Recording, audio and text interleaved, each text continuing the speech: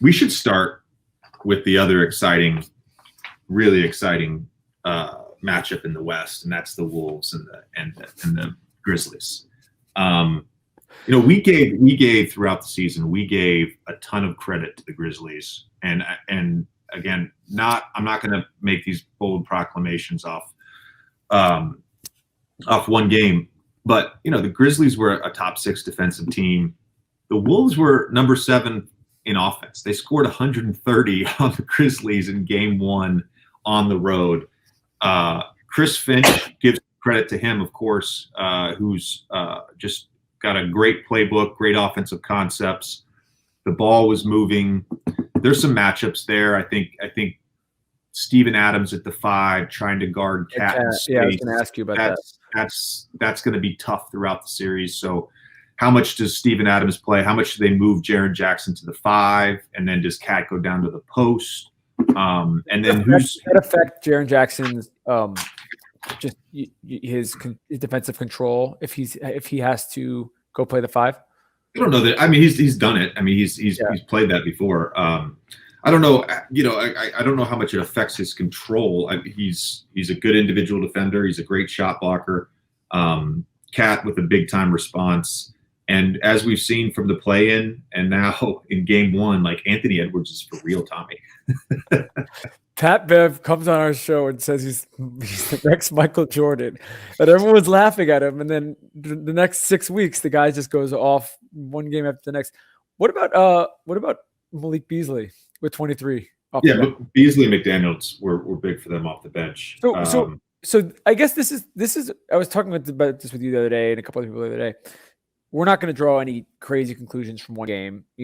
Memphis was great all year, and they're going to, make adjustments, and they're going to bounce back in this series. But is there any reason why, this series should not be considered like a toss-up right now after a performance like that in game 1? Yeah, sometimes matchups matter more than your team's seed. And I do think this is a tough matchup for the Grizzlies. I do think that. And, again, Vanderbilt, McDaniels, like the length they have. Taurean Prince is another big wing defender they can throw out. They got a good team, man. They got a good team. I mean, they were the 7 seed in the West. They were 10th overall in the league in net rating. So this is, they feel right now more like a top 5 seed than they do a 7 seed that had to scrap their way to a play-in victory. Excited to talk about this series a bunch over the next couple of weeks because I think it's fascinating. Somebody, John Tucker, asked, this is the last question we'll do, what is the Wolves' ceiling not only this year but in the next couple of years? I don't know about this year. I don't know what their ceiling is. They could win a first-round game. They'd then be matched up with either the Warriors or the Nuggets. I think the Warriors right now have a path. They have a path because I thought the bad matchup for the Warriors, would have been that second round against Phoenix. And likewise, in the same breath, I thought the bad matchup for Memphis in the second round would have been Dallas if Dallas had gotten the 3rd seed. But in the next couple of years, man, they have the talent. You got that talent.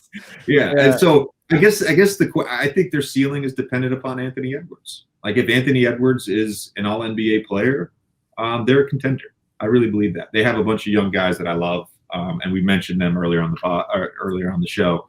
They have a really high ceiling for sure.